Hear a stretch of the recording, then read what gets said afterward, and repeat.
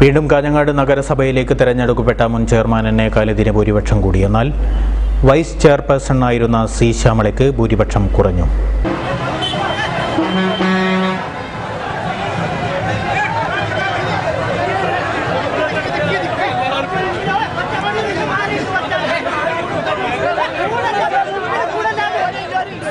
കാഞ്ഞങ്ങാട് നഗരസഭയിൽ വീണ്ടും ജനവിധി തേടി വിജയിച്ച മുസ്ലിം ലീഗിലെ അഡ്വക്കേറ്റ് എൻ എ ഖാലിദും നഗരസഭ വൈസ് ചെയർപേഴ്സൺ കൂടിയായ സി ശ്യാമളയും വീണ്ടും വിജയിച്ചു. 37-ാം വാർഡായ കല്ലൂരാവിയിൽ നിന്ന് വിജയിച്ച എൻ എ ഖാലിദിൻ്റെ ഭൂരിപക്ഷം 521 വോട്ടാണ്. ഇവിടെ വിമതനായി മത്സരിച്ച അബ്ദുൾ റഹ്മാൻ 223 വോട്ടും നേടി. LDF സ്വതന്ത്രൻ മുനീർ 146 വോട്ട് നേടി.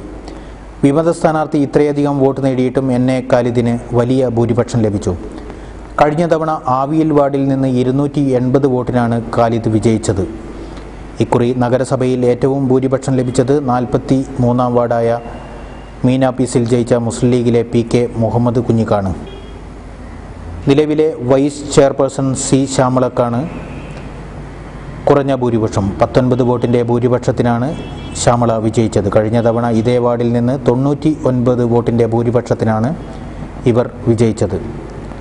ജനറൽ വാർഡിലെ പുരുഷ സ്ഥാനാർത്ഥികളോടൊപ്പമാണ് ഇക്കുറി ശ്യാമള മത്സരിച്ചത്. BJP ഹോസ്ദുർഗ് നിയോജക മണ്ഡലം പ്രസിഡന്റും നിലവിലെ സ്റ്റാൻഡിംഗ് കമ്മിറ്റി ചെയർമാനുമായ അജയ്കുമാർ നെല്ലിക്കാടിനെയും CPM-ലെ KV കൃഷ്ണനെയുമാണ് ശ്യാമള തോൽപ്പിച്ചത്.